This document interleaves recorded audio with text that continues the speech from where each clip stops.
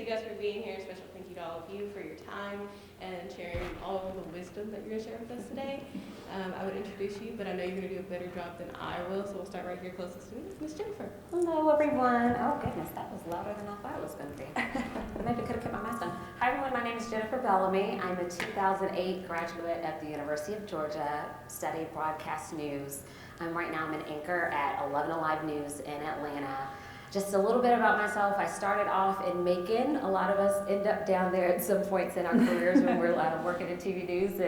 And so I worked down at 13 WMAZ for several years.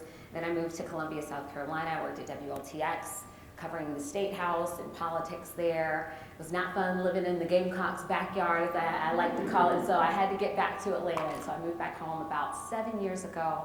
And I've been all over the place on our station's shift, working on mornings, days, and now I'm anchoring at 11 p.m. and 9 p.m. on our newscast. So that's just a little bit about me. Well, hey y'all. Wow, that is I know. I'm a lawyer, so I'm used to projection. My name is Broder. I am the district attorney for the Griffin Judicial Circuit. That is Fayette County, Spalding County, Pike, and Upson counties. I was appointed by the governor 2 years ago, but I just ran in an election and won in February of this year. So I am the first elected female district attorney for that area. I graduated from the College of Journalism, Greene, back in '06 and continued with the University of Georgia School of Law, where I graduated in 2010, and I've been practicing as a prosecutor for most of that time. I prosecute major crimes against persons, so think anything from murder to rape to child molestation. I have developed a specialty in crimes against women and children, but I pretty much run the gamut of prosecution for major crimes. I am still a very active DA in trying cases. You'll find some DAs that are strictly administrative. I love being in that courtroom, so I'm still there and just loving every minute of it and excited to be here with, wow, what an amazing panel. And excited to be here with all of you. Good morning, I'm Bowen, Reichert, Shoemaker. I graduated back in 2006, and fun fact, Marie and I knew each other as freshmen. We were in the same pledge class. Oh, so yes. what a small world. Very I haven't seen each other since graduation, so it's nice for us. I graduated with a degree in public relations and then moved to New York to work in the art field, decided it was not for me, and went to law school. After law school, I worked in Atlanta at a big firm, and then recently went to the U.S. Attorney's Office. So I've been an assistant U.S. Attorney in the Civil Division for about 3 years. So unlike Marie, I'm returning money to the federal fisc. We are defending the post office when there's car wrecks. We are defending the Army when they get sued for employment discrimination. So again, really, really love it. I've got 2 kids and a great husband, and we are down in Macon and really loving it. So glad to be back in Athens for the weekend and glad to be here with y'all. Lots of Macon. I know, really. All roads lead to Macon. Or at least through. Yeah, or at least through. Yeah, that's probably a better way to put it. Hi, you guys. I am Brittany Thoms, and I'm a graduate of Grady in 2004. Did you say anybody? I know Greg is 04. We're 06. 06. Okay, yeah. It's like the same thing. Right. We're the old fogies over here.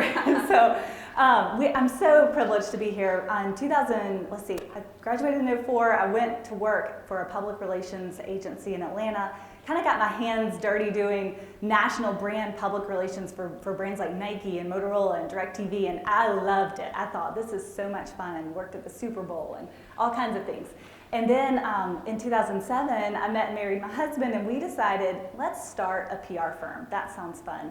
And if we're going to do it together, and so if we're going to do that, we can move to we can do this from anywhere. Why not live in Athens, Georgia? So I moved back to Athens. I'm originally from Griffin, Georgia. Oh, okay. Yep. So all the connections. And privileged to tell some of the best brand stories in the world. So practicing exactly what I learned here at Grady all those years ago. Okay, can you hear me? Is it on?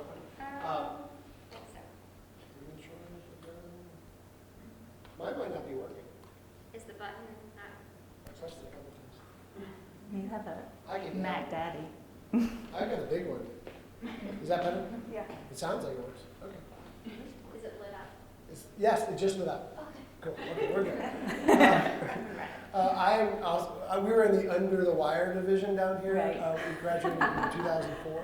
I was in newspapers back when they had a newspapers degree, newspapers and poli-sci, so I'm actually doing both my degrees because I cover politics for a newspaper, the Atlanta Journal-Constitution. I was editor of the Red and Black for a year when I was here. After I graduated, I worked for a small paper called the Daily Report covering legal. That was actually my first beat when I went to the Associated Press. For 7 years, I worked for the Associated Press. I covered legal. I covered pretty much every execution in the state. I was living in courtrooms. I was in 11th Circuit one day, Georgia Supreme Court the next, the federal courthouse the next. Thought that was going to be my path, and it wasn't. Because then the AJC came calling around 2012. I was first a business reporter for about 6 months. Loved it. Was very willing to go do a bunch of different other beats. And even at the AP, I did a bunch of other beats. I covered every major breaking story in the Southeast for a while. The oil spill, the mine explosions, you name it, I was there. But then in 2013, I switched over to cover politics. And I got to cover the 2014 gubernatorial race. I got to cover the 2016 presidential election from everywhere but Georgia because no one cared about Georgia back then, which is crazy to think about now because 17 was the John Ossoff special election where everyone was reminded, hey, Georgia's a little closer politically than we all might think it is. And then, of course, 18 and this past cycle was insane. And I've got to be the lead political reporter for the AJC doing all that. And also, I'm literally just finishing up a book on 2020 that went to the next round of edits, went to the editor like 2 days ago. So he gave me a very tight deadline of like getting the last 160 pages edited in 6 days. And so that was my all-nighter Tuesday night, and it's in. But I'm so thrilled to be here. And even afterwards, if there's any questions, I'm sure the panel agrees too, but anything you guys have for us, email us, contact us. We love help because we all got help from people in our shoes when we were students here. And I was like the student who would just hound the reporters that came here and asked them anything I could because it was such a window onto like what my life would soon look like. Awesome, thank you so much. It's no wonder why you guys were all honored in the way that you were. So if you guys want to go ahead and continue on with a little bit more about what you did in your time here at UGA, what you were involved with, some of your favorite memories, I think we would all love to hear about that. I'm going to start right after Ms. Jennifer, you, Ms. Brittany. Oh, okay. So when I started at the University of Georgia, as Bowen said, I did join Kappa Alpha Theta. We were sorority sisters and pledge sisters. I was also a double major, so I was a speech communications, public relations major. So as you can imagine, school dominated most of my time with a double major. But I was also involved with CASA, and I was a mentor for elementary school here. The biggest thing that I learned when I got into Greene was how important your professors are as a resource for you. I think sometimes we get bogged down in the work and we forget that most of the professors in Greene have life experiences outside of just being a professor, and that is powerful. One of my favorite professors, Myra Blackman, taught me a PR class. She's retired now, living the good life. But she told me, she said, you may never use PR as your main career. You might not open a firm or you might not go work for a firm, but keep in mind that PR will follow you no matter what you do. And I'm here to tell you, as running a campaign for an elected office, I used PR more in the last 2 years than I ever thought that I would. And so her words ring true to me still to this day, and I still keep in touch with her because she was such a powerful influence on me. So really look at your professors. That's a great memory for me. That's a great quote that I carry and I have carried throughout my career. And just make sure that you use all of the resources that this amazing college and Grady as a school has to offer. I mean, you've heard everybody refer to connections that we've made here and people that we know here that we still encounter along the way. So keep that in mind as you're finishing your time here. So when I was here, I was a public relations major, but I was really like a student affairs junkie. I loved being involved on campus. Like anything I could do, I was totally all about it. So I was real involved with Panelists. I was the Panelists president when I was a senior. So I ran and organized recruitment, which I loved, getting to meet so many different women coming through the system and getting to meet lots of different people that way. I was on the Arch Society. I was just really like any opportunity to get involved, I was all about it. So maybe not as much with my studies as Marie, but I was out there meeting all the people. So that was my public relations. My real work was out there, in the real world. You're very good. Yeah, there you go, right? Like real good at small talk. So again, I love student affairs, and I think what I learned from that is the importance of relationships with your fellow students. Marie talked a little bit about the importance of relationships with your teachers, but I think just as important is your relationships with the people who are around you. Greg and I were talking when he sat down about a mutual friend of ours who we both got to know in college who's running for Senate. You know people and you meet people here. Yeah, Latham, right, who I'm sure we all know because he's just great, and he was a student affairs junkie too. But the people that you're around are going to be your same age. They're going to be here in the state. They're going to be doing things that are interesting. They're going to be doing things that you think are fun or cool. And there's so many times that I'm reaching out to people based on my UGA connection and able to say to them like, hey, I was doing this at the university. What were you doing? Tell me about your time there. So I think I would just really tell people to get involved, get engaged, try to make connections while you're here, because those connections with your peers are going to benefit you the rest of your career. That's awesome. Now we've got teachers and students, colleagues. It's getting harder as it goes down the line. I love how diverse even all of our backgrounds are. I was just thinking about Grady and how many careers come out of this university. Public relations really does follow you, or journalism, any type of communications role. It's important in everything. So at school, it's fun to kind of go back to. In school, I was a member of the Delta Zeta sorority, and I loved that experience. I loved all the community affairs work, but I think I even had that entrepreneurial bug back then. I started a student organization called UGA 505. It was a student ministry, and that's actually how I met my husband. So that's pretty fun. And it's always fun to me to see things get off the ground.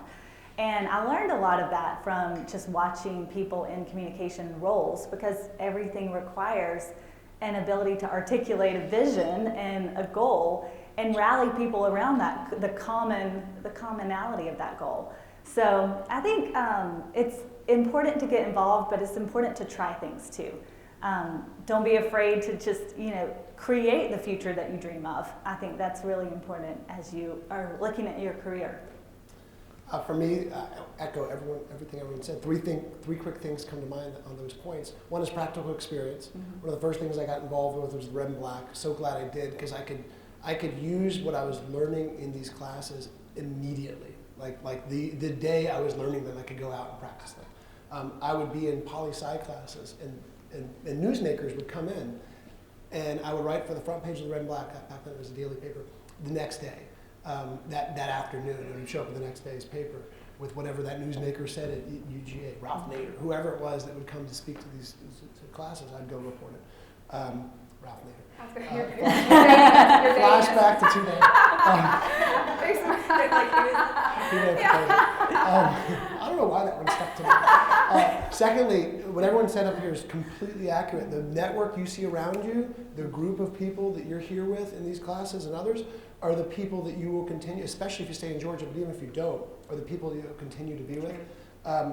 We talked about Latham Sadler. I was the editor of the Red and Black. He was the SGA president. We were at it.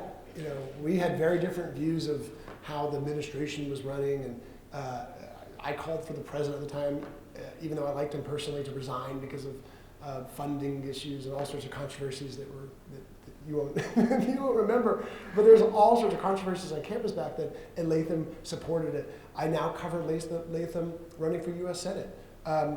There was one particular class where I sat next to, I was covering Brian Kemp's Senate run. No one knew who Brian Kemp was back then. He was running for state Senate out of Athens. He was a construction owner who had a long shot campaign against an incumbent Democrat named Doug Haynes, who was supposed to win easily. And it turned out 2002 was this wave election where Republicans, did very well all over the state and all over the South. And I sat next to Brian Kemp's campaign manager in one of my poli-sci classes. The guy around the corner from me is now a state rep. The president before Sachin Varghese, is now one of the top lawyers for the Democratic Party of Georgia. And one of my closest friends at the Red and Black was married to Jason Carter, who ran for governor in 2014 as a Democrat. So all that's to say is that the people you're meeting here now, you're gonna either, whether you're not a journalist or entrepreneur or whatever, that network you're gonna build upon. And my professors reminded me of that the entire time I was here, and that's where I get to point 3, is use those professors as a resource. I told you I hounded journalists who came in, I hounded professors too. I was in the late great Conrad Fink's office every day, even though I knew he was gonna rip me to shreds when I was the editor. He always found issues, problems with our covers of Red and Black. That was his job. And I would go sit down and kind of sit at his knee, right, and listen to him as he said, Bluestein, why'd you do this? Bluestein, you shouldn't have put this on the front page.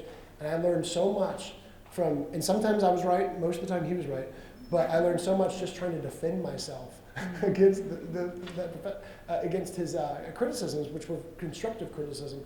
And it wasn't just Fink, of course. It was a litany of professors in both at Grady and SPIA, where I also double majored, that I still keep in touch with today, and who are the reasons I think we're all here. That's true. Well, I'm not totally sure what to say anymore. It's all been said. While I was on campus, I was a class advocate and an RA. Fun fact, I lived in Russell Hall all 4 years.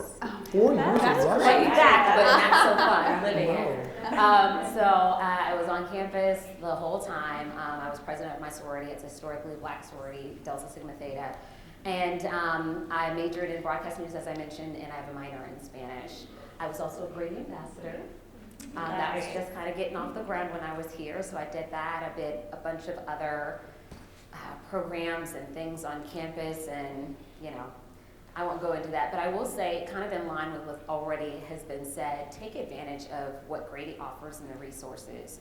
One of the investigative reporters at Fox 5 in Atlanta, Randy Travis, came and spoke to our school and one of our classes, and I ran after him and tried to talk to him about getting an internship, and lo and behold, I and 2 of my other classmates were interns for their investigative unit that summer. So you never know what kind of connections and what kind of things will be able to, you'll be able to take advantage because of what you have here. There's so many people that I've been in contact with that went to Georgia. Whether I was in Macon, whether I was in Columbia, South Carolina, it's always like a link and a connection of, hey, I went to Georgia. Oh, really? When did you go there? What did you do? Who do you remember? Like, all of those things really bring you together, gives you a sense of community with a person. Mm-hmm. And I would say take advantage of that when you can and how you can, because you're going to go out there, you're going to meet all these new people, and whether or not they went to Georgia or whatever it is that you're able to find in common with that person, it just kind of gives you a place to build that relationship. And so I would highly encourage you to, when you're talking to people, try to remember something about them. What is it? And you never know when those people are going to come back and help you. My class advocate and another member of my sorority worked at my station in Macon before I did. I knew they both left. I'm like, oh, they're going to need a reporter soon. And they've both gone to Georgia, and they're both able to kind of talk about me and speak highly of me. But they also were able to kind of look at my resume reel. And, they were in that first job. They knew what to look for, what was going to be helpful. So they're like, you should maybe take this out. Don't do this, do this. And so take advantage of those people that are here or that are living here that kind of know a little bit about what's going on in your industry, where you're trying to go. Because, again, like you said, or I'm not sure who said it at this point, but people will be willing to help you because somebody helped them. That's why I'm always willing to help. I'm a UGA mentor right now.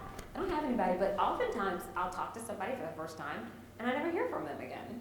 So take advantage of people who are willing to be in that role of mentoring you and of trying to help you avoid some of the mistakes that they made.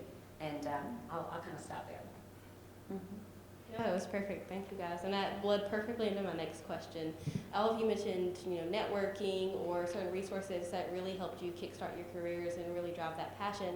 I was wondering if you had any advice for those of us who maybe feel a little awkward when it comes to networking, don't know how to take that first step, or, we kind of know of resources, but we don't really know what to do with them just that they're there. So if you have any advice for that, that would be awesome. And we'll just keep going down the line. Good. It's nice to be first so that, I like it. I don't have to go after all these accomplished honorees up here with me.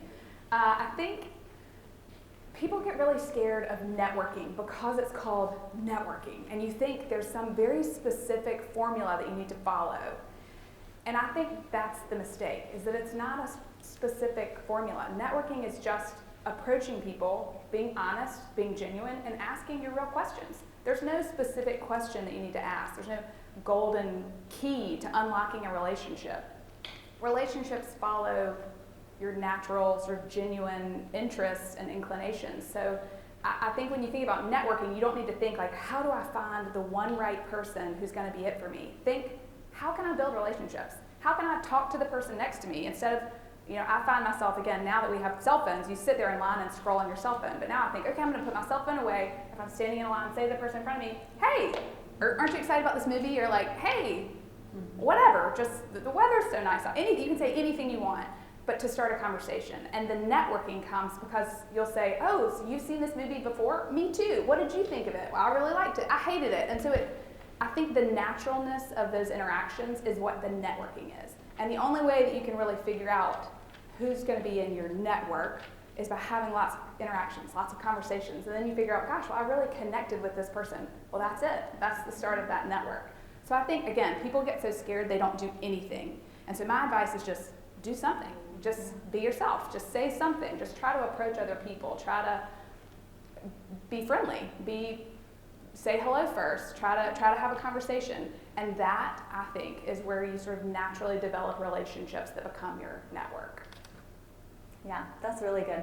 And I think you are cultivating a network. Like, it is a constant endeavor of your career is to cultivate a network. And I have really two things. We live in a world full of assumptions. We assume someone's too busy or too important, or that they're just in a different season of their life and I don't want to bother them. A lot of people, and there's truth too to personality. Like some personalities are better at networking or cold conversations than others. But if you will remember this word, this will change your view of networking. And the word is curiosity.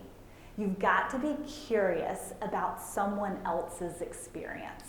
And if you do that, then you really genuinely listen to the answers to the questions that Bowen was saying that you can ask. You can ask anything, but be genuinely curious. And not only will it break down your assumptions, but it'll also show you what Greg said, that everyone is willing to help a lot more than we assume they are. And so my second piece is to ask big. If you are looking for an opportunity, whether it's your career or you want to find the right school for your kids, whatever it is, like, you ask big, knock on doors and ask, because you don't get what you don't ask for. Stealing all my answers, but saying it in a better way than I would have. I echo both those points because, look, networking doesn't have to be the person standing up in the middle of this room saying, I want to work for the AJC or Live Alive one day or be a federal prosecutor. It doesn't have to be that. It could be that. It doesn't have to be. Networking could be sending one of us an email in a week, asking for advice. Networking could be reaching out in a month. Networking could but you do have to take that step. Not always, but 95% of the time. And I'm always reminded when I was an intern at the AJC, when I was a student here, the quietest person in our class was also the only one with the guts to reach out to the editor-in-chief and say, hey, Julia, I want lunch one day. Let's do lunch one day.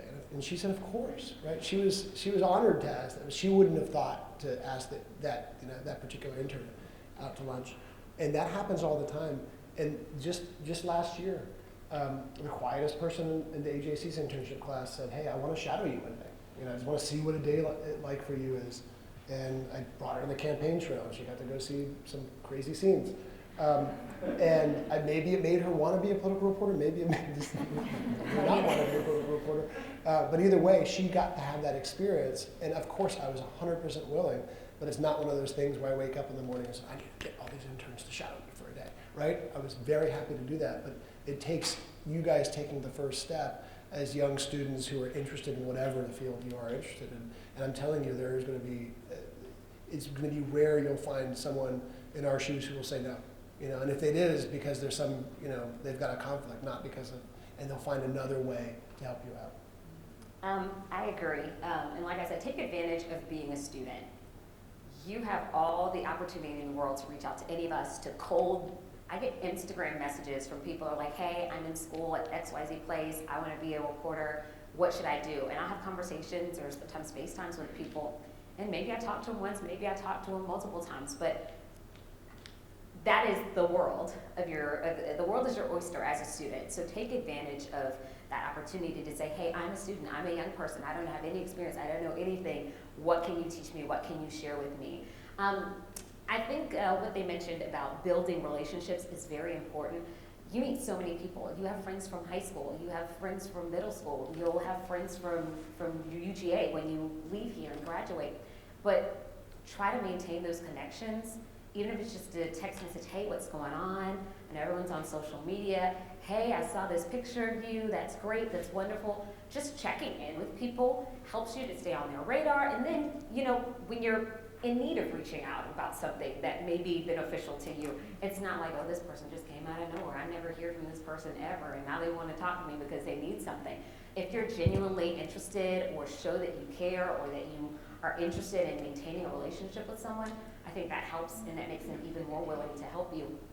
And the other thing is, you just never know who else somebody else knows. Like I said, we've all got friends, but you never know when your friend or your parents, your mom, your cousin knows somebody else that can help you. I've had people say, oh, can you talk to my niece? She's interested in this. Can you talk to such and such person from school, from church or wherever it is? So take advantage of those opportunities as you find them, remember them, keep them in mind, because most people are going to be willing to talk to you. And a lot of times it's up to you to continue those relationships. Whether it's a, hey, thank you so much, I really appreciate talking to you. I'd love to talk to you again later. Can I send you my resume? Can I send you my reel? They're gonna say yes 9 times out of 10. I do it all the time. I'm like, hey, I'll figure out a time to sit down and watch somebody's 10-minute resume reel that doesn't need to be 10 minutes, but I'll talk to you about it. I think you might want to cut it down. The news director's not gonna watch this long. But you're gonna get that feedback. And so those are some things. Just try to maintain the relationships. And like I said, I worked in Macon, I worked in Columbia, now I'm here in Atlanta. I still talk to friends that I made at some of those other stations. You make connections, you figure out things about people that are going to keep you together, whether or not you're still working in the same place, whether or not you're still at the same school, and just kind of try to transcend those boundaries when you can. Yeah, it's not fun going last. I echo everything that they said, but when I was in your shoes, I had no idea that people that are in the shoes that we are in now not only wanted to help, but loved to help. So I guess a little insight is we get excited about that. 2 reasons for me. Number 1, sure, I want to help you out. If you want to go to UGA Law School and you're like, hey, I remember that woman came and talked to me about her career and you want to email me about UGA Law, I'm excited to talk to you about it. But number 2, I also want the schools that I attended to continue to flourish with amazing candidates, right? I still want the University of Georgia to be the excellent school that it is, and that means that I want good people sitting in the seats that you're sitting in. I want Grady to continue to be this amazing school that it is, and that's because I want people like you sitting in the seats that you're sitting in. So I echo all of this, but understand that we come from a place of passion when we're helping you now, not just for you, but for the schools that we love and adore. And I echo one thing that Jennifer said, you don't ever know who has connections. And I won't call out a certain person in this room that lives next door to me and might be here. And we had a very long meeting about her coming to the University of Georgia, and I wrote a very aggressive recommendation letter for her where I said, I don't know how you will sleep at night if you do not let this woman into the University of Georgia. It is my alma mater, and you will be letting yourself down as a school. So my recommendation letter was very aggressive because I felt so passionate about it. Can you write one for me? Right. I never would have made the connection, even though we live next door, if Rainer had not come to me. Because we get wrapped up in our own worlds, but when you come to us, we get excited about it. So just know from where our heads are, I know you might feel awkward about it, but once you make that connection and you feel our passion and excitement, I think you'll understand that we might be old alumni, but we get excited about helping y'all. One more quick thing. You never know where your resources are. I mentioned I was president of my sorority. Every job I've had, there's been a member of my sorority there who has helped me and who has been more than willing to talk to me, to help me, and still do, even beyond us working at the same place. So take advantage of those things that are going to help you. And like I said, it doesn't necessarily have to be related to grading. If you're working at a job, you never know how that person might be able to assist you. So build those relationships everywhere you can and maintain them, because you never know who's going to be able to help you, and they're going to want to help you because they know you're awesome, and they're going to know great things about you as well. And it's not fun when you don't know somebody and you're trying to recommend them.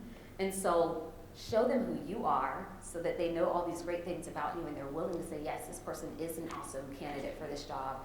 You should definitely do this. And they should, they're going to want to do those things for you when they know more about you and they know who you are, because it's not fun writing a recommendation letter. And people will say, no, I'm sorry, I can't tell you.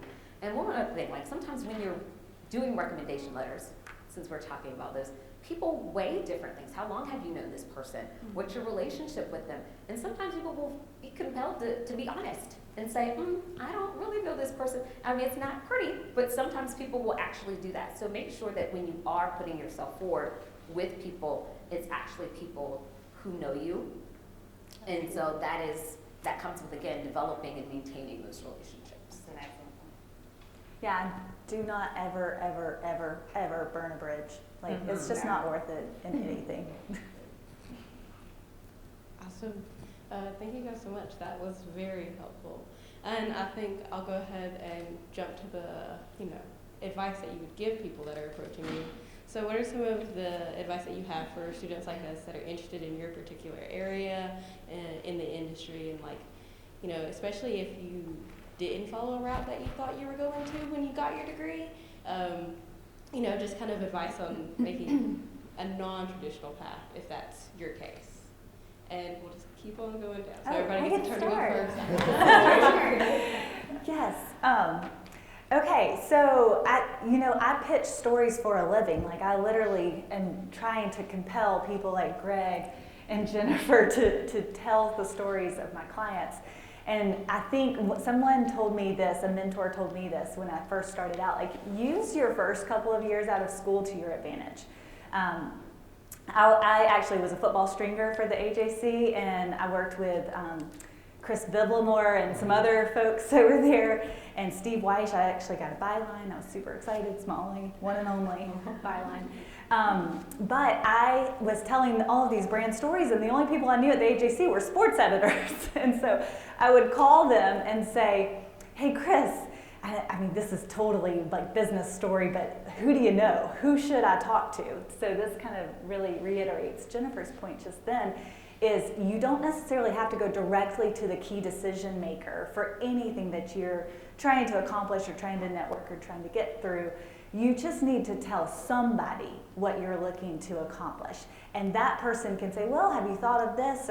And again, it goes back to being a good listener, like, eat that up. Use people's willingness to make introductions on your behalf. So here's Chris Biblemore, like, connecting me to all these people in the business section. But it was so helpful to me as just a young 22-year-old who was starting out in PR to really leverage the fact that I was new at this. And I would say, hey, I'm new at this. I haven't done this a whole lot. I'm not a professional. So tell me what you know. Tell me what I could do better. So being teachable, I think, would be my biggest tip for this stage of your career. That is such a good principle for the practice of journalism too. Is that my best sources? It's great to be able to go to the governor or the candidate, the principal in particular. But my best sources are like the clerks, the aides, the secretaries, the operatives, who might know even more than the governor might know about this or that subject. And so cultivating that as I know this is more practical journalism experience, but cultivating that is so important. But in general, I'd say the best advice I could give is get that practical experience, because you learn about it in the classrooms, but go do it. I know I've harped on this earlier, but when I was a freshman, I saw a lot of graduating seniors who had never worked, didn't have internships, didn't know what they were getting into. And some of them loved it once they got jobs at newspapers or outlets or wherever, and some of them didn't. But I was kind of resolved on my own to say, I want to at least try to get that bearing to see if I like it enough to go do this professionally in doing internships. So I got, I got a bunch of internships for little papers, weekly papers, like in North Metro Atlanta, and bigger papers up to the Wall Street Journal.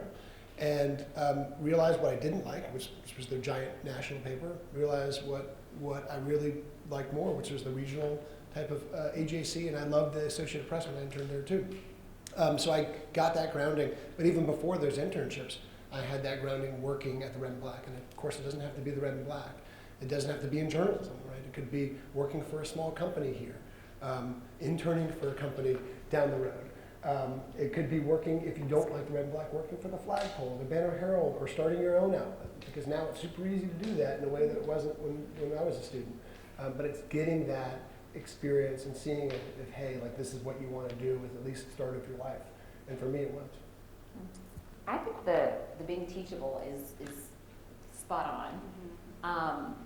I know a fellow UGA grad that worked with me and Meagan a Pulitzer Prize winner, Randall Savage, always said, hey, just go ask somebody. They want you to get the information right. So make sure you ask. They'll tell you, hey, what was that court verdict again? I had this, but is that right? They're gonna wanna make sure that you get the information right so you don't look crazy reporting something that's not accurate. So make sure that you kind of do those things and take that lesson as well. Social media, I did not have a Twitter account when I graduated. I did not want to get on it. I'm only on Facebook half the time because I have to be for work. So if these are things that you enjoy, take advantage of them. Like I said, people send me messages on Instagram asking to talk. I get emails from people, but don't give up if you don't hear from everyone. Sometimes things fall through the cracks. I've emailed people that were connections. Somebody knew this person who knew this person to, hey, reach out to this person. And maybe I never heard back, but that's okay. Somebody else will respond.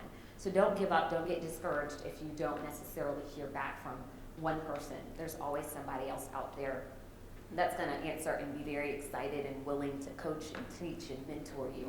So don't give up. I feel like I've come up with all these answers while we're going through. By the time it gets back, I'm like, dang it, I forgot what I was gonna say. But I think those are things that will help you be teachable and don't give up. And then, just like Greg said, there are so many ways for you to get out there and do things on your own right now. And being at Grady is such an amazing resource because I've spoken with students at other schools. They don't have cameras.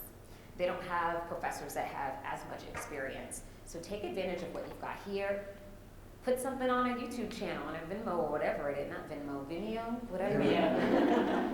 See, I'm old too. So put it on whatever these platforms are. Send it to someone. Let them give you some advice because that'll give you a leg up when you get into the workplace and you're competing with people who, maybe like Red said, didn't take advantage of things when they were in school. They just went off. I will confess I was kind of one of those. I did internships, but I wasn't volunteering for news source before I got to Grady. I was like, I'm trying to do other things. But there are other ways that you can kind of make those other experiences work for you. Like I said, I work for housing. That is communication all the time, all over the place. So make sure that you recognize how the different things that you are doing can help you propel your career and your path forward, even if it doesn't seem like it's something that directly impacts what you want to do. So kind of find ways to leverage all of your experiences and get them to where they help you get where you want to go. So I have a very non-traditional path here, obviously, right? From PR to reluctant politician. So that's what I named myself. The best one should be. Reluctant politician, yes. I only run for office because I like being a prosecutor, and unfortunately we have to for me to do my job. But when I started at the University of Georgia, I ran the gamut of what I wanted to do. Gosh, Bowen probably remembers. It was everything from like theater one day to I was going to be a broadcast journalist, and I mean I kind of ran everywhere with what I wanted to do.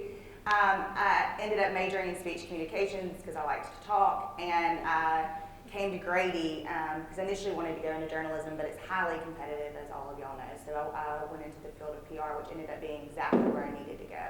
I did internships, cannot hype that enough. Gary's 100% right. I did internships in everything. I went to Washington and worked for a senator, and then I went down to Mobile, Alabama, and worked for a Christian music company. I mean, I was all over the place. But eventually I took a courtroom communication class, and this is what my advice to you is. Be open. Be open. Don't feel like you are so entrenched in what you want to do that you are not exploring other opportunities. I took one course, and it changed the trajectory of my entire career because I loved that course so much, and it turns out I was pretty good at it. So then I go to the professor that I considered to be a mentor, and I talked to her about it, and she goes, well, I know law school wasn't on your radar, but maybe that's what we need to start thinking about. And so then I started asking professors and getting advice, and it turns out that was what I wanted to do. I wanted to be a prosecutor. I felt the passion in my heart for that. And so my last year at the University of Georgia, started studying for the LSAT. So that was my last year here where I finally discovered the path that I wanted to go down. So be open, explore all of the options as everybody says, but also if you aren't comfortable where you are, understand that you can always explore and find something that makes you passionate. I'm sure Bowen will talk a little bit about that because she too jumped around a little bit before she landed where she was. So you're young, you know, like Jennifer said, the world is your oyster, but it is your oyster, it's yours to explore. But understand that you don't have to know what you're going to do right this second sitting in this chair. I mean, I certainly didn't. So eventually you'll get to where, even if it's a reluctant politician, you'll get to where you want to be. That's good. Like Marie, I definitely did not know what I wanted to do. Even when I graduated, again, I wanted to go to New York because that sounded fun, and so I got a job at Sotheby's, which is an art auction house, which of course has nothing to do with what I'm doing now. So again, I was sort of all over the place. I definitely didn't have like a really clear vision like some of my colleagues at did. So my advice to you is not so much like Marie said. You don't need to necessarily know what your end point is right now. I want to give you some advice for in the meantime as like a young employee. Don't start your answers with no. Start your answers with yes. And then if you need to qualify it, you can. That was a piece of advice that somebody gave me as a young associate, and I have always really treasured it, and I look for that in other people. So that means if somebody comes to you and says, hey, can you get this paper done? And you think to yourself, boy, I'm really booked, and I don't have time for that. Don't start your answer with, no, I really don't have time. Start your answer with, yes, I can do that, but can I get it to you next week? Yes, I can do it, but can I do it like this? And then they can say, no, actually, that timing doesn't work for me. No big deal, you still said yes. So it doesn't matter what your field is. As you're starting out, I think that is going to let people around you think, well, this is a yes person. And yes people can go anywhere and can do anything.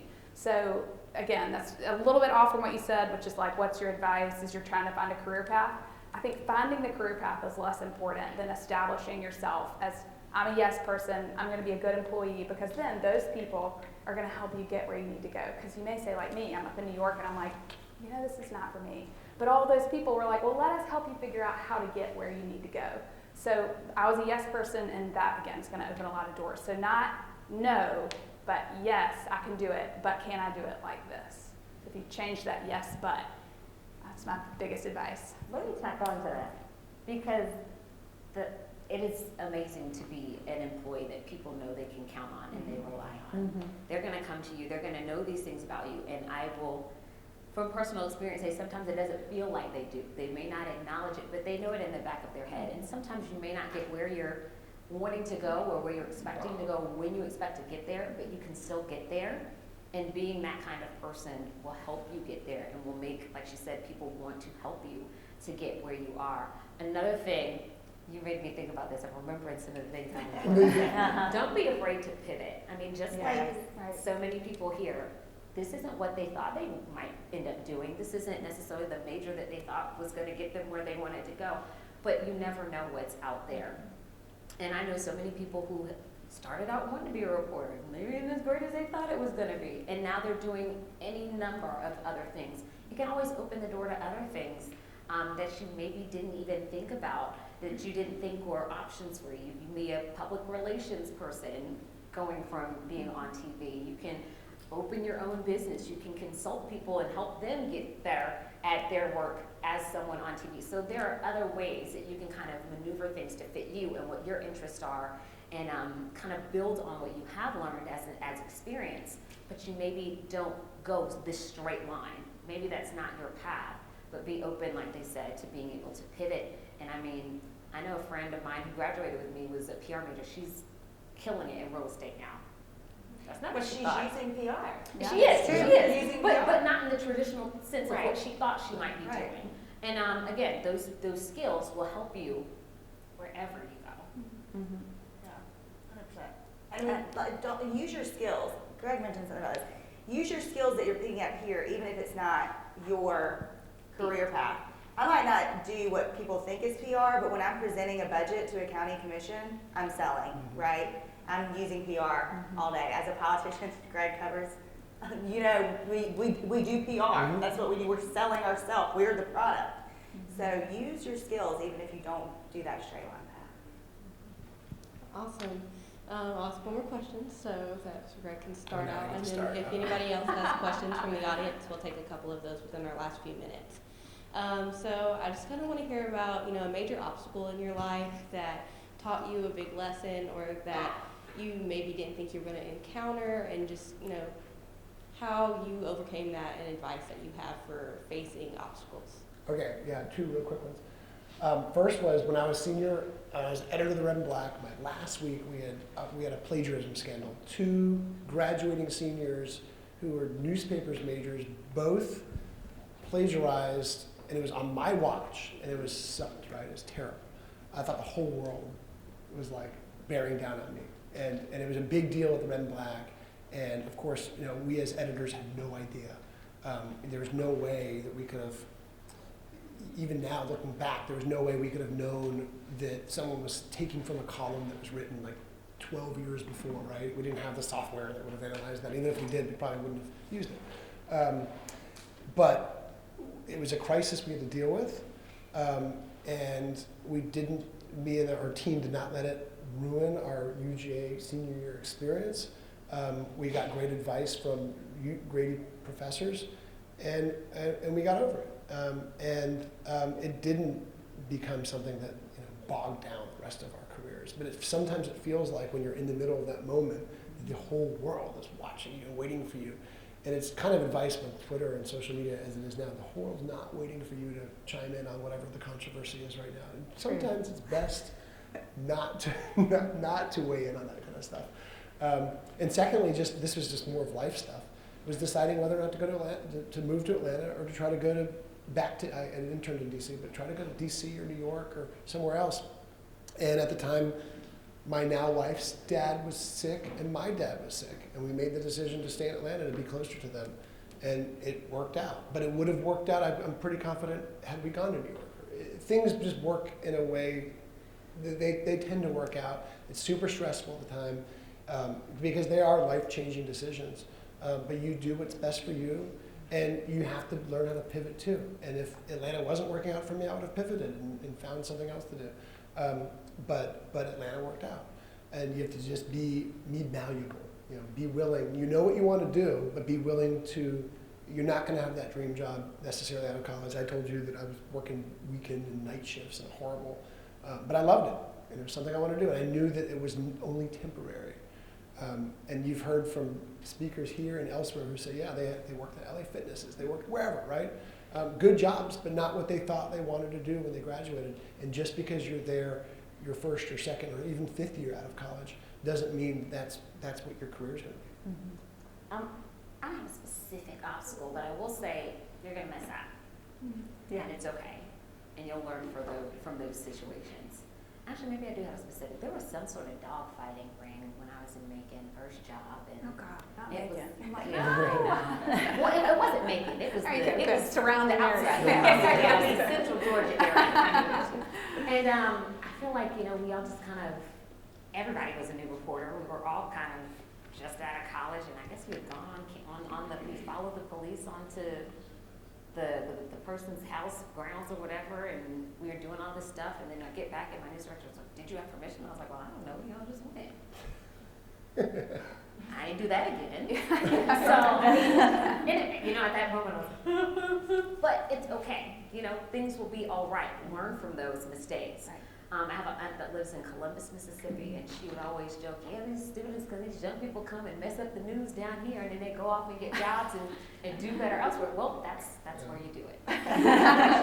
Sorry. You make your mistakes. Like, it is painful for me to watch my reel from News Source. It is painful for me to watch and listen to myself at my first job, but that's where you learn, that's where you grow, it's part of the process. Everybody isn't going to jump and be at the top right out the gate. Some people are, and if that's you, more power to you, congratulations. But the rest of us sometimes have to kind of figure things out, try things out, and kind of get there. And so don't be afraid of the process. that's going to get you to the next level. And another thing I'll just mention is go with your gut. Yeah. Greg was talking about a job opportunity. I had a job opportunity in South Carolina and North Carolina, and I was like, I just didn't feel it. I didn't feel like that was what the Lord was telling me to do. I didn't feel like it was what I was supposed to do. Next thing you know, we're in a pandemic. And I recently lost my mom, and I was like, I shouldn't have been there. That wasn't what I was supposed to be doing. And I'm so grateful that I made the decision that I made. So go with your gut. You may not know why exactly, it's just something, but like, trust it, and it won't lead you wrong. 100%. Oh, such good advice. As far as an obstacle, I think the mistakes, it's very important to know you're going to make mistakes. I mean, I make mistakes on the regular, maybe even daily, but you get through it. The obstacle that I want to talk to you about has a point at the end. So I tried a couple of years ago a 34-year-old cold case. It was a hate crime where a 23-year-old African-American man was murdered by 2 white supremacists, and he was murdered in 1983. The evidence was missing. Most of my witnesses were dead or had dementia. And we ended up trying the case, and every one of my witnesses was a convicted felon of some sort. I pulled people from federal prison, state prison, and the local jails. Okay, it was a parade of felons. We also dug up a well on the defendant's property. And this is a long story that I'm condensing to a very, very short period of time. There is a special on it called In the Cold Dark Night, if you want to go look it up on Hulu.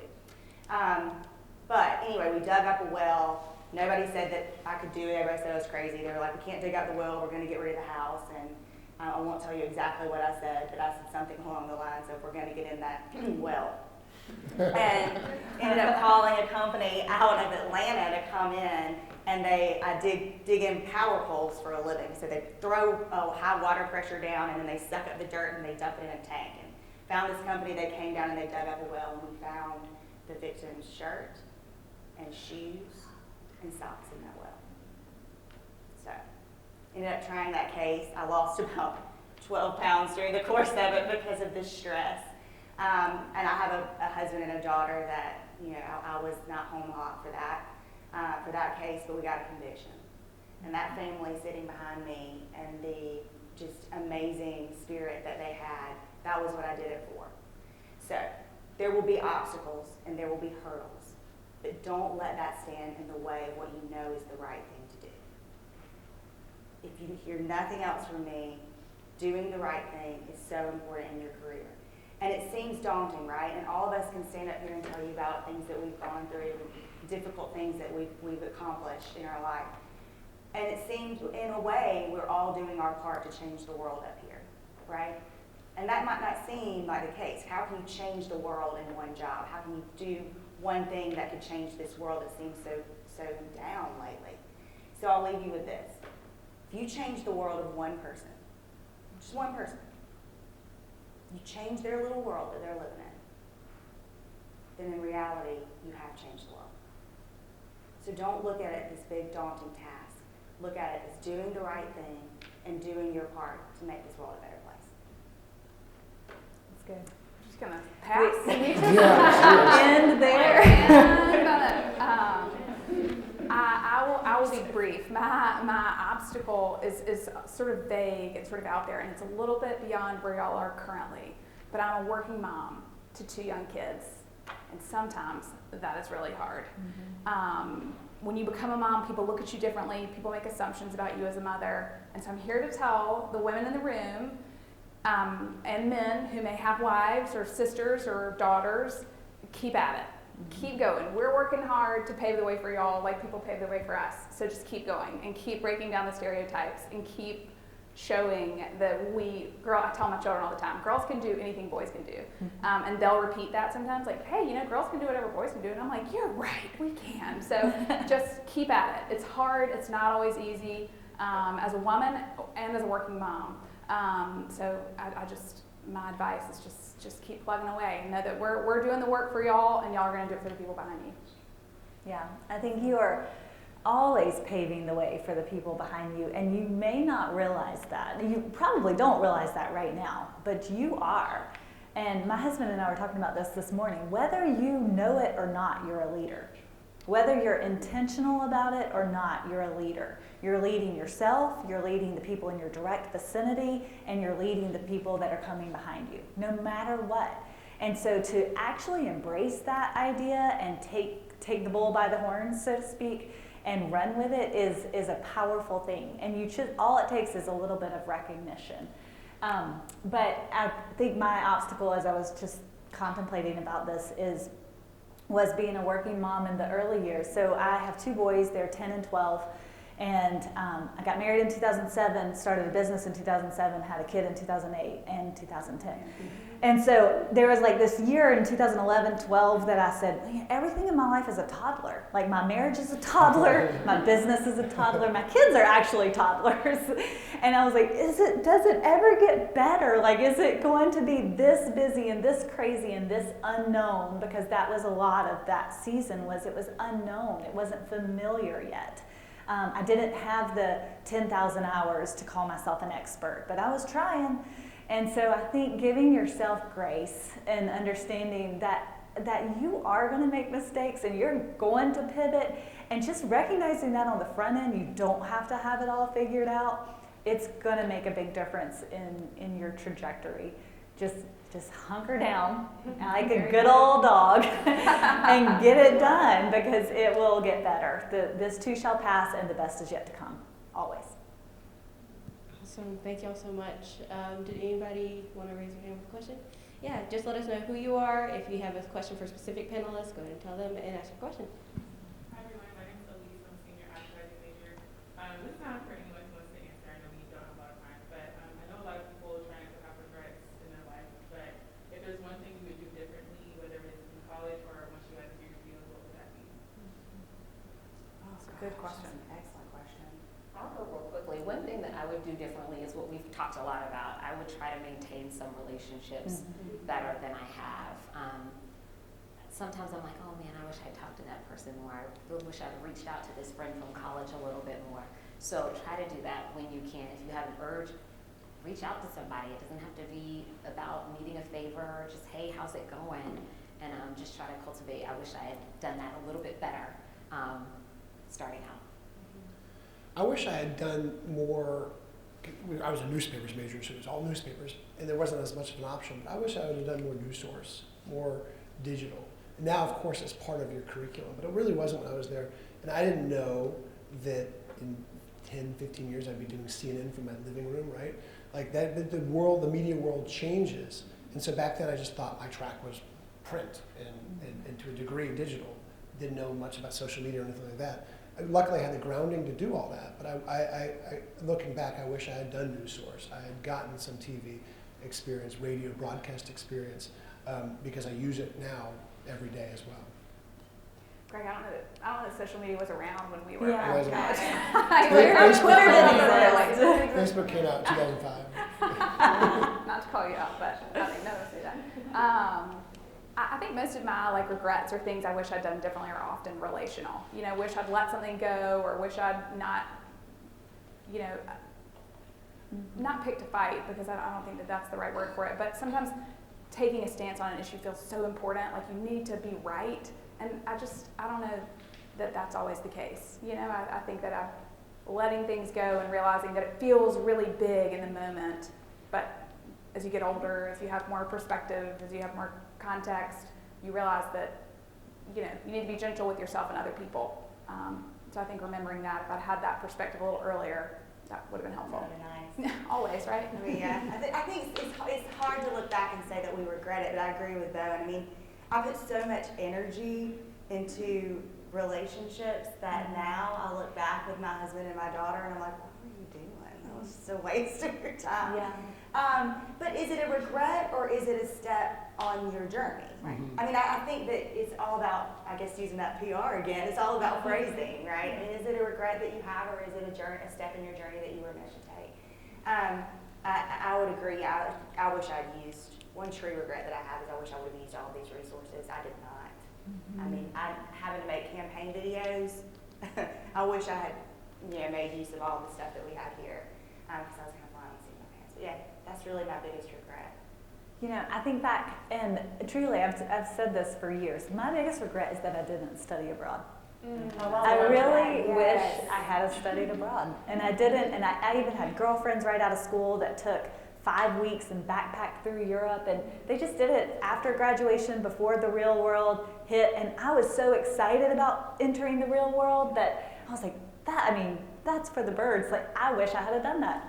So if So y'all can do it, I did, and it's Yeah. amazing. If you have the opportunity, I studied religion, not necessarily something I was interested in, but it was again, you're seeing a theme Took with it me, out right? there. Yeah, y'all check out religion, why not? But ended up going to Switzerland and Spain, and it was incredible. So if you get that, I understand that everybody does not have that opportunity, but if you get it, jump on it. I think It's even a amazing. road trip, even Yeah. like a 2-week Yeah, road car, trip go out west. would be life-giving. Like, I was too concerned about missing the football games and then sorority stuff. So I was like, I want to do it, I can't leave during the football. That's why you go spring semester.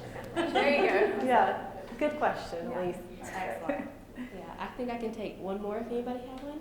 Oh, okay, there's only 2 of you. Can I do 2 more? Yeah, we can do 2 more. All right, we'll go We here won't all and then answer. here. Yeah, Really quick. yeah. All right, my name is Sarah Donahue. I am a senior journalism major. So my question had to do with families and relationships, which I think is a pretty good connection of what y'all were just discussing. How do you think that, and none of this question isn't necessarily directed at anyone either, your familial relationship sort of affected your college experience? Did you find that it was a bit more stressful being away from family, or was your family supportive, that type of thing? My sister, coincidentally enough, is on UGA 40 under 40 as well. We were both here at UGA at the same time. She's a UGA law grad as well.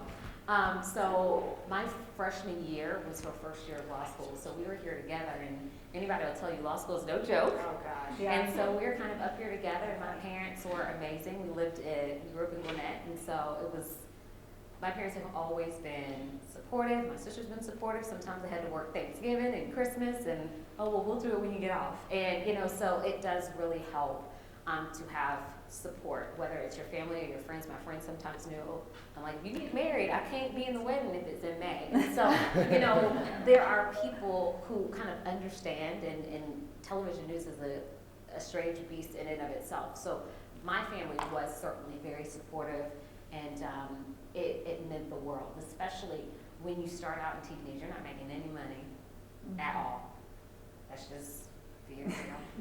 Go ahead and prepare yourself. Yeah, Just be ready. so you know. But my family was kind of there to help me, and so my mom was over there buying extra stuff out of Sam's and Costco, and it helped. And so that really does make a difference, having that support system all along the way. And then you're gonna have to make job decisions, and having somebody in your corner to talk things through, and to just be a supporter, to be a cheerleader for you is certainly going to help. And it's Sarah, right? Yes. Okay. Just very briefly, I'll give you 2 insights I have as to family. Number 1, it's not just your family that you're born into that becomes your family. Right? You can lean on friends that become family. Some of my friends now that I've had throughout my life are closer than I am to my own sibling.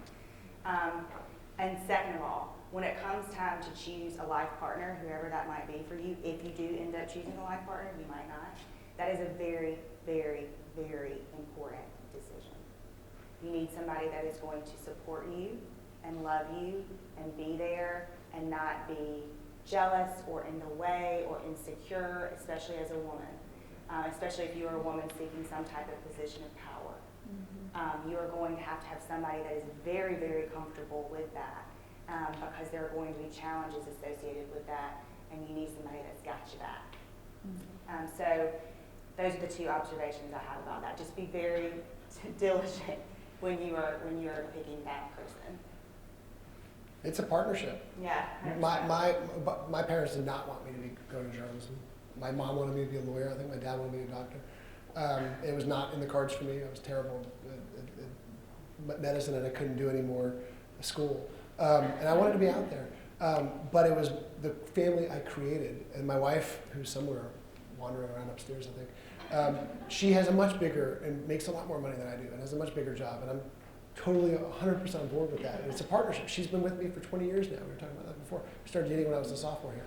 And when I was the editor of the Red and Black, that was the hardest job, I think, to this day that I have, because I was working till midnight every night and had a staff of 150 people, and it was super challenging. And we were like, we could get through that. Then we can get through it. And the challenges that came. And now the biggest challenge is our children. I have a 10 and 7-year-old, and I want to be there at all their games, softball games, tennis matches, plays, all that stuff. And so does my wife, and she has a very challenging job too. And we do everything we can to make it to those things so that we show them support. But there's also times where, like yesterday, the governor made news at 5:30, and I'm sitting there in my living room trying to do interviews on the big giant development that happened to the governor in terms of the pandemic, and my kids are screaming, and it's just some stuff that happens. I'm like, guys, I will play Scrabble with you in 20 minutes. Just let me get this done. I promise you. And so it just takes understanding, and it takes knowing that those ties will get strained sometimes, but if this is what you want to do, you find someone who has that patience, and you have that patience with that person too, because my wife she works in the medical industry, and she's at the hospital every single day during this pandemic too, working a lot harder than I am in many cases. So The only thing I would say is you can have both. You can have a thriving family and a thriving career. Don't think otherwise. That would be my only. I don't know how I somehow wound up being last, but I think your family's important, and like Marie said, your family can be whatever you make of it. Okay, last question. I know we're running short on time. We're like losing And people. real quick, if as you've classes got start. it, Yeah. starting. Let's hear it. And then after we wrap up with your answers, if you'll let students know the best way to reach you if you're open to that. Yeah. That way, in case anybody else has to go, we can do that too. Awesome. Michael Zoe, junior journalism major. What is the most rewarding part of your job? Excellent question. Excellent. This is a journalism And, major. and we have to keep it to like a sentence because Right, we're I short have on an time. intern. I'll go first because I didn't get to go really last time. So in my job as an assistant U.S. attorney, I represent the United States. So whenever I go into court, I get to say, my name is Bowen Reichert Shoemaker, and I represent the United States of America. And every time I say it, there's like a little chill that goes down my spine because it makes me really proud of, that I get to represent this great country. I know that sounds really sort of cheesy, but that's probably the most rewarding part of my job. Excellent. Oh, and the best way to reach me is probably by email. So I'm bowen.shoemaker@usdoj.gov. I'll piggyback off of Bowen as the other lawyer at the table. I mean, really, I do a service. I'm a public servant, right? I'm here to help people who are victims of crime. I'm here to protect people from crime. That is what I am designed to do. As I said earlier, I really developed a specialty in crimes against women and children. Those are very difficult cases to prosecute, as you can imagine, because the life of a child has been damaged by significant trauma, or the life of a woman has been damaged by significant trauma, as well as dealing with murder victims, right? But at the end of the day, if I can secure a conviction, then that family can begin the arduous journey of moving on. And so I've done my part, and that's a very rewarding part of my job. Oh, sorry. You can reach me at mbroder@pacga.org. And I love interns. Love them. Like Greg said, you can come and intern, and you might be like, this is the worst thing I've ever seen in my life. I don't know how this woman does what she does. Or you might fall in love with it. Either way, That's right. yeah, email me if you're interested. I was going to say the most rewarding part of my job is creating opportunity for others. The fact that we get to employ people, that we get to teach people, that we have a really robust internship program, that is by far the best part about having grown an agency over the last 14 years. And you can reach me at Brittany at Brittany. There's lots of spellings for Brittany at csparkgo.com. I think being a journalist, one of the rewarding parts is that you get to tell so many different stories. You get to meet so many different people. I always tell people some days you meet people on the worst day of their life, and some days you meet them on the best day of their life, and you're able to tell those stories and convey those emotions and give information that people really need to know about their community, whether it's the weather and there's severe things going on, or whether it's information about politics, the governor, your local representative, something that's happening in your backyard. So that's rewarding. Also, as an African American female, I know I'm front facing, and so it's inspiring for me to be an inspiration for other people as well. So that's wonderful. You can find me on social media, Bellamy TV, across all platforms. And my email address is jbellamy@11alive.com. I will look at reels.